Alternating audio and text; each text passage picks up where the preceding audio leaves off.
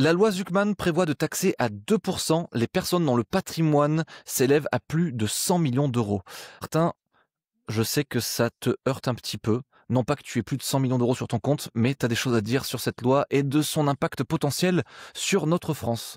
Je t'écoute. Ça représente à peu près 4000 personnes, 4000 ménages d'ultra riches en France. Pour être un peu précis sur ce que c'est une taxe qui vise à rapporter entre 15 et 25 milliards par an. Est-ce qu'elle rapportera, selon nous, on va le voir, pas vraiment, mais 25 milliards par an. Collecte, pour vous donner un ordre de grandeur, la collecte totale française par an des taxes, je crois que c'est 310 milliards. Donc, c'est pas rien, 25 milliards, mais c'est pas non plus ça qui va sauver la France. Adopté à l'Assemblée, puis rejeté au Sénat cette année, mais avec une potentielle adoption définitive en janvier 2026. Et selon moi, ce serait tout à fait catastrophique. Bah, du coup, est-ce que cette taxe Zussman, c'est pas une incarnation parfaite de l'effet Laffer qu'on avait déjà abordé la dernière fois? C'est-à-dire qu'il y a un point optimal où on taxe et ça rapporte, et puis après, quand on taxe trop, ça rapporte beaucoup moins que prévu. Voire on gagne moins littéralement à taxer plus, et que ce paradoxe est assez intéressant. J'ai fait un petit benchmark des expériences de taxes de ce type, et il y en a une pas mal qui a été faite en Norvège en 2022. Ils ont fait une wealth tax, donc un impôt sur la fortune, si je traduis, qui était à 1,1% sur ton patrimoine. Donc c'est une taxe qui est sur le patrimoine, pas sur les revenus. C'est ça qu'il faut bien comprendre. Et en fait, qu'est-ce qui s'est passé? C'est que quand on taxe le patrimoine, déjà les plus riches et les plus aisés, et ceux qui ont les moyens, ils se barrent. Donc tu as 80 grands entrepreneurs qui ont fui en Suisse. Déjà, recette fiscale de ces gens-là, tu oublies. Est-ce qu'ils ont pris avec eux leurs entreprises? Peut-être pas, mais très certainement leur holding qui elle-même payait aussi des impôts, etc. Donc encore des recettes en moins. Et puis surtout, en fait, ce que ça a fait d'effet qui est très très délétère, c'est que pour payer cette taxe, les gens qui avaient du patrimoine, notamment du patrimoine en action dans des sociétés, qui sont pas forcément des sociétés cotées, je parle beaucoup de PME ou d'entreprises de taille intermédiaire, et ben ils ont dû drainer le capital de ces sociétés pour payer la wealth tax. Et si tu fais ça, en fait, le capital d'une société, c'est un outil aussi. C'est pas juste de l'argent qu'on a là et qu'on laisse comme ça pour le plaisir de l'avoir sous son matelas. Une entreprise, en fonction de son secteur, de sa taille, doit être suffisamment bien capitalisée. Si on draine son capital, on la met en danger. Si on la met en danger, elle n'investit pas, elle recrute pas, elle produit pas de valeur, elle fait pas de recettes fiscales. Parce Et que résultat, Oui. Oui. ouais. Non, vas-y, résultat, fini. Résultat, ben, l'effet attendu. Alors, Tim, je sais pas si on avait les chiffres, mais je crois qu'ils attendaient de récupérer peut-être. Ils s'attendaient à récupérer quasiment 150 millions. Ok, Et finalement, on est sur une perte estimée qui est quasiment de 600 millions. let's go. C'est effectivement pas du tout ce à quoi ils s'attendaient, c'est littéralement l'inverse. Ce schéma qui pourrait se reproduire aussi en France. En tout cas, c'est un des exemples qu'on a, c'est celui-là, et il s'est pas très très bien passé. Donc pourquoi ça ferait pas la même chose chez nous? Je ne sais pas. Ce qui est important de comprendre, c'est que souvent on dit que c'est une fable, que les riches s'exileraient ou qu'ils partiraient, mais non, c'est réel. C'est-à-dire qu'il y a pourquoi rester dans un pays si on sait qu'on va se faire sucrer son patrimoine 2% tous les ans. Imaginez une maison, tous les ans vous devez payer 2% de sa valeur. Il y a un moment, vous êtes carrément obligé de la vendre, cette maison. Vous pouvez pas la garder. C'est tout simplement pas possible. Et donc c'est un peu ce qui se passe en ce moment, c'est-à-dire que taxer du patrimoine, qui sont des gains non réalisés, on les a pas encore extraits, on n'a pas encore attrapé la valeur de cette maison, on habite dedans. Tant qu'on l'a pas vendue, pourquoi on devrait payer quoi que ce soit dessus? Ouais. C'est ça la question. C'est Pareil super pour une entreprise. C'est super que tu donnes cet exemple, parce que justement, je pense que c'est ça qui manquait un petit peu dans l'introduction de cette vidéo, c'est de faire comprendre un peu cette différence entre patrimoine et revenu et argent que tu as vraiment sur ton compte à toi. Ouais. Patrimoine, c'est de l'argent fictivement que tu as, c'est la valeur de ta société, c'est la valeur de ta maison. Enfin, non, si, c'est la valeur de ta maison aussi. Non. Oui, Oui, pas. le En fait, patrimoine, tu peux c'est pas la maison. acheter du pain ou une voiture ou ce que tu veux avec une brique de ta maison.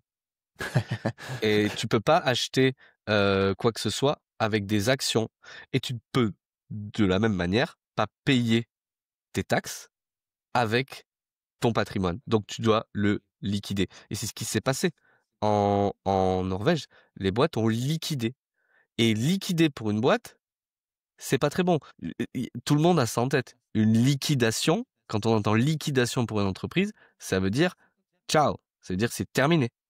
Mais là est ma question justement. Moi, depuis qu'on parle de cette taxe Zuckman, à chaque fois, j'ai vu assez rapidement des économistes un petit peu de tous bords dire bah non, ça marche pas pour telle et telle raison. Les startups françaises, Mistral par exemple, il va devoir donner beaucoup trop de son argent, il va devoir diluer sa boîte, il va devoir vendre des parts à des investisseurs étrangers ou peu importe, il va perdre le contrôle sur sa boîte. Si tu mentionnes ça, soyons précis sur ce qui se passerait avec Mistral, on en parle, parce que c'est un autre cas. On en parle après. Okay. Ouais, je veux juste dire que j'ai vu cette taxe se faire déglinguer dans tous les sens, avec à chaque fois des exemples plutôt simples à comprendre sur le papier. Tu vois, t'es là, tu fais bah oui, évidemment, ça a pas l'air de marcher. Mais Zuckman, alors, comment il peut proposer une telle taxe il est économiste lui à la base, c'est pas un débile. Il est censé savoir que ça ne marche pas. Alors pourquoi il la défend corps et âme, mordicus et Belzébuth, je sais pas si ça veut dire grand chose, mais qu'est-ce qui se passe? Alors, si tu me permets sur un truc, c'est que l'économie, c'est pas une science dure. Donc, il y a des opinions différentes, divergentes sur le sujet. Il y a des économistes marxistes, il y a des économistes libéraux, capitalistes, keynésiens. Enfin, il y a de tout, en fait. C'est très vaste. Donc, si tu veux, le fait que quelqu'un se déclare comme économiste, comme si c'était un argument d'autorité, veut pas dire grand-chose. Les économistes français, ils sont tous étatistes. Ils sont tous collectivistes. Il y en a très peu qui sont libéraux, il y en a très peu qui se revendiquent de John Locke ou de Milton, etc., etc. Donc, globalement, ils sont tous d'une certaine école. Et je pense que le rêve un peu d'un économiste, c'est de se payer les riches, quoi. Enfin, surtout un économiste collectiviste, c'est de se dire... D'ailleurs, on voit bien qu'il y a un égo attaché, la loi porte son nom, c'est la loi Zuckman, tu vois. S'il réussit à la faire, c'est le mec qui aura tapé sur les riches, pour toujours. Donc, pour moi, il y a un peu de ça. Mais peut-être que Martin, tu as une autre explication, notamment avec les États-Unis. Non, j'ai pas d'autre explication. Si, Martin, tu as une autre explication. En fait... Si, avec les États-Unis. Si, c'est pas une autre explication, c'est la continuité de l'explication de Tim. Oui, parce que maintenant, sachez-le, on prépare correctement nos épisodes. Donc, Ben, c'est un peu à l'avance ce que je vais dire. Donc, pour enchaîner, et merci pour la passe décisive, Ben, en fait, pourquoi Zuckman propose ça? Parce qu'avant, je pense, avant d'être un économiste, c'est un militant politique. Et pourquoi je peux dire ça? Parce que Zuckman, ce qu'il fait là, c'est qu'il nous réchauffe une taxe sur laquelle il a travaillé pour aider Elizabeth Warren dans les élections américaines de 2020. Et il a conçu une taxe qui était une wealth tax, qui était au cœur du programme de Warren et qui en fait, vous allez voir, c'est très similaire, proposait de taxer à 2% les patrimoines qui excèdent les 50 millions de dollars et de rajouter 1% pour, en plus de ces 2%, pour les patrimoines qui excédaient milliards de valorisation. Ce qui est aux États-Unis, ça fait pas mal de monde. Ça fait beaucoup de monde. Plus qu'en France. Ça crée un vent de panique énorme. Je me rappelle dans les milieux du venture capital américain où tous les mondes de la start-up s'inquiétaient énormément, toute la Silicon Valley, parce que il était clair que l'idée même d'une start-up est impossible à ce moment-là. Puisque les start-up sont évaluées sans être rentables, elles sont pas encore rentables, mais elles ont besoin de l'injection des VC pour grossir et investir. Donc souvent, elles ont des évaluations énormes, en plusieurs centaines de millions, voire des milliards quand c'est des licornes. Et pourtant, elles n'ont pas encore de revenus, donc elles doivent déjà payer des taxes sur des gains qui ne sont pas réalisés. C'est ça la folie qu'il faut bien comprendre. C'est de l'argent qui n'est pas encore là, et on paye des taxes dessus. C'est le cas avec ma boîte, par exemple. Je travaille sur un seed round, et le seed round devrait se faire aux alentours de 13-14 millions de valuation. Donc, quand un investisseur va mettre 2 millions dans ma boîte, parce qu'on lève que 2 millions, on n'a pas besoin de plus. Quand on lèvera 2 millions sur une valorisation de 14, moi qui possède le reste du capital en grosse partie, c'est comme si du jour au lendemain, j'avais des millions qui étaient apparus. Dans mon patrimoine, mais pas sur mon compte en banque. C'est des millions qu'il faut que je réalise. Il faut que j'arrive à la justifier, cette valuation. Et c'est pas de l'argent que je peux retirer. Je peux pas vendre ces parts comme ça sur le marché, parce que ma boîte n'est pas en bourse, n'est pas cotée en bourse. Donc si vous voulez se faire taxer sur une valorisation, ça veut rien dire. Une valorisation, c'est un accord entre des investisseurs et un entrepreneur sur le potentiel d'une entreprise. Et ce potentiel, il faut le réaliser. Et si on le réalise, alors à ce moment-là, on peut aller en bourse, on peut revendre sa boîte et se faire acquérir, etc., etc. Et à ce moment-là, les parts sont euh, actées, j'ai envie de dire. Alors, c'est le cas aussi, c'était le cas pour toi, mais toi, du coup, tu serais épargné par la taxe Zuckman parce que à 14 millions, tu es encore en dessous de ces 100 millions. Maintenant, en France, actuellement, on a un exemple très représentatif, c'est la boîte Mistral, du coup, qui, elle, est évaluée à 400 millions de dollars, il me semble. C'est 3 Français qui ont monté ce truc, 3 associés, plus et elle que vaut... ça. Bien plus. 14 milliards. Pardon. 14 milliards de valorisation. Ils viennent de clore un round avec notre champion européen des semi-conducteurs, qui est ASML dont on a parlé. et ouais, ASML qui sauve le cul de l'Europe là toujours et qui nous maintient encore dans un tout petit peu dans la course. Mais donc Mais oui, donc, 14 à 14 milliards, eux, ils sont directement, les 3 fondateurs, là, ils ont forcément plus de 100 millions de patrimoine chacun. Et du coup, eux, qui ont cette boîte entre les mains qui vaut tant, ils n'ont pas pour autant cet argent sur leur compte en banque. Et pourtant, pour payer cet argent, pour payer cette taxe de Zuckman, 2 ans la première année, 2% la première année, 2% la deuxième année, 2% ainsi de suite, ils vont devoir faire quoi? Ils vont devoir trouver les sous. Ils vont le devoir seul moyen vendre de des actions. Probablement. Et c'est quoi le danger de vendre des actions? L'aspect confiance est très important pour les investisseurs, pour les futurs rounds, etc. Et donc du coup, c'est un très très mauvais signe. Et puis surtout, il va se barrer. Il va pas faire ça. Pourquoi? Déjà que entreprendre en Europe dans l'IA, c'est avoir des boulets aux pieds comme jamais. C'est porter un sac à dos rempli de pierres. Si en plus, personnellement, ça te met dans la merde vis-à-vis du fisc et que parce que, enfin, le fisc il vient te chercher quoi.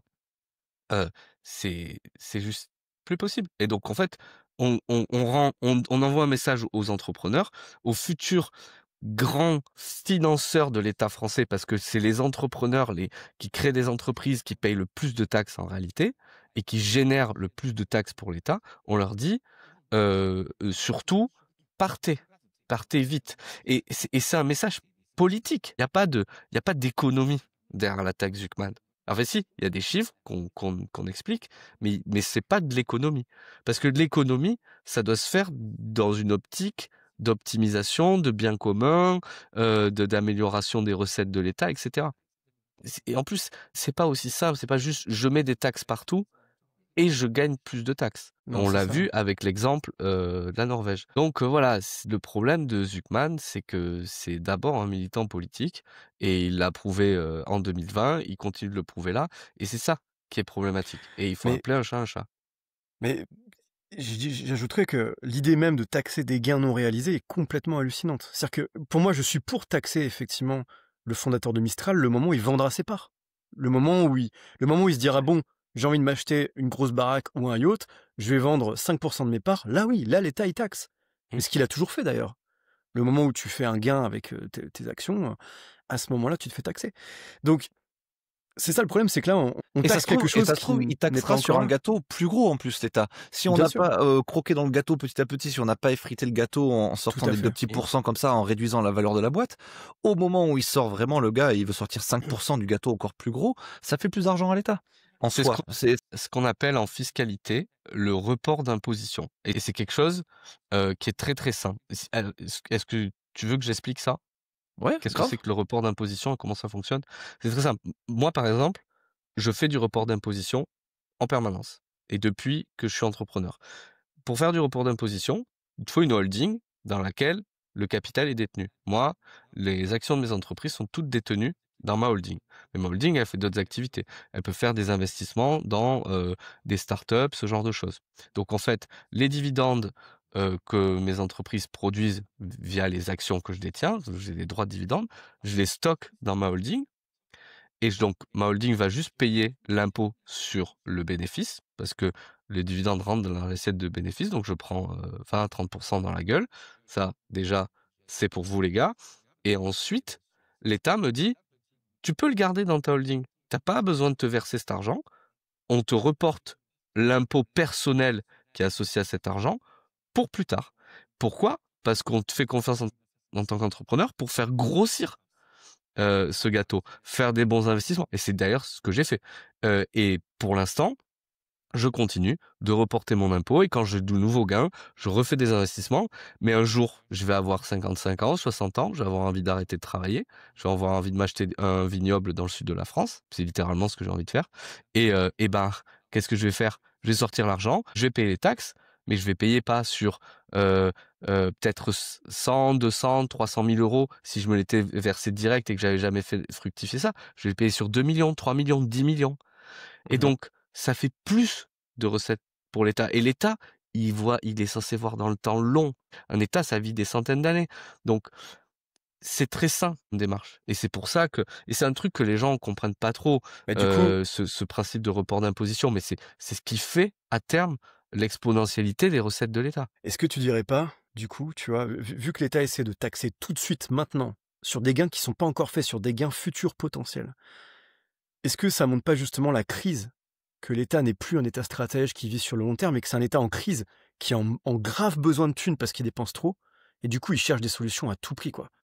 Et oui, ça, en effet, ils sont en crise, et ils sont en crise tout simplement, c'est pas compliqué, c'est à cause des retraites. Mais si, par exemple, l'argent récolté par les travailleurs était investi dans les sociétés françaises du CAC 40. Et ben, ce qui se passerait, c'est que on n'aurait pas intérêt à faire cette taxe, parce que les entreprises auraient intérêt à optimiser leur fiscalité, optimiser leur performance, optimiser leur compétitivité internationale. Cette optimisation serait supportée de facto par les Français, puisque les Français en toucheraient les dividendes, puisqu'ils en seraient les premiers actionnaires via les retraites. Donc ils les toucheraient pas tout de suite, ils les toucheraient à la retraite, mais ils les toucheraient quand même. Et ils toucheraient très certainement beaucoup plus que les maigres retraites qui d'ailleurs vont faire peau de chagrin dans les années à venir, tout simplement parce que c'est littéralement un giga Ponzi. Mais bon, ça on pourra en reparler. Mais donc voilà, on se retrouve dans à la fois une mesure politique, un désalignement des intérêts des Français avec les entreprises. Et c'est pour ça que cette taxe, elle est dangereuse parce qu'elle peut gagner en popularité. Parce que justement, l'intérêt des entreprises et des entrepreneurs n'est pas aligné avec l'intérêt des Français. Et que ce soit même d'un point de vue aussi, je vais dire, moral. En France, un entrepreneur n'est pas super bien vu, quoi. Moi, je me sens pas ni en Ah sécurité, non, c'est sûr. ni aimé en France. Moi, je pense aussi que souvent comme ça, on sort des taxes en disant oui, elles seront juste temporaires, ce sera juste pour quelques années et tout. Et généralement, après, elles sont généralisées pour toujours, tu vois. J'ai l'impression que cette taxe Zuckman, peut-être qu'elle serait là, tu sais, pour aider à passer un cap en ce moment, un trou dans le budget de l'État. Mais que sur du long terme, enfin, je vois pas l'État la limiter dans le temps, en fait. Je vois pas l'État dire ok, pendant 10 ans, on fait ça. Et après, on s'arrête. Là, je pourrais presque comprendre. Mais le fait qu'il n'y ait pas d'horizon et que ce soit à l'infini comme ça, je trouve ça absolument terrifiant. Et de toute façon, encore une fois, cette idée de taxer les gains non réalisés, aux États-Unis, ça a été proposé, c'est quand même devenu une risée, ce truc-là, pour les démocrates. C'est-à-dire que tout le monde s'est foutu de la gueule des démocrates à l'époque pour proposer un truc aussi absurde. Tout le monde a dit, mais vous êtes fous. Et je pense qu'ils ont perdu énormément de modérés à ce moment-là aussi. Du coup, toute la Silicon Valley a viré à droite pour des questions de liberté d'expression, mais aussi parce que cette volonté qu'il y avait chez les démocrates de taxer les gains non réalisés était absurde et aurait tué tout l'écosystème américain des startups. Donc, je trouve ça extrêmement, j'allais dire short-sighted. Comment on traduit ça? J'ai besoin d'un coup de main. Court-termiste. Oui, voilà, c'est court-termiste, exactement. C'est extrêmement court-termiste pour moi. Et c'est évident que c'est une taxe comme ça. Sur le moment, les gens se disent oui, c'est bien, on taxe les riches, mais il faut toujours réfléchir aux effets de second ordre. L'enfer est pavé de bonnes intentions. Donc on peut avoir une bonne intention et en fait créer un tas d'effets délétères qui seront catastrophiques à terme. Et donc, il faut bien avoir ça en tête. Je trouve bien on pourrait appeler ça une conclusion, parce qu'on peut pas aller trop loin dans le développement de nos idées. Mais ouais, j'aime beaucoup, Tim, que tu dises que l'enfer est pavé de bonnes intentions, parce que ouais, on est là évidemment quand tu dis ouais, on va prendre plus d'argent, on va le redistribuer à plus de gens, etc. Bah, évidemment que ça émeut sur le papier et tu te dis bah ouais, c'est cool, enfin allons-y. Mais en fait, effectivement, si par derrière on se rend compte qu'on perd plein de thunes et qu'on casse tout le système qui fonctionne bien, qui est censé, peut-être pas qui fonctionne bien, mais tout le système en tout cas qui fonctionne comme il peut jusque-là et qui rapporte de l'argent, si on le casse complètement, eh ben on n'aura que foutre de ce petit pavé de bonne intention. Martin, je te l'envoie au visage, ce pavé de bonne intention, si tu veux conclure avec. Non, mais je veux conclure sur une note très positive. Et je remercie Zuckman parce qu'il a fait quelque chose que j'aurais jamais cru que quelqu'un pourrait faire. Tu sais ce que je veux dire? Et ben, ce qui se passe, c'est que grâce à Zuckman, j'ai un point d'accord, voire même j'ai même éprouvé de la sympathie pour mon némésis absolu, mon ennemi de toujours, celui qui nous vole le goûter habituellement, notre cher Thierry Breton. Et écoutez ce qu'il dit, je vous partage ce qu'il dit, et je suis tout à fait d'accord, il dit un truc, et il le sac assez fortement.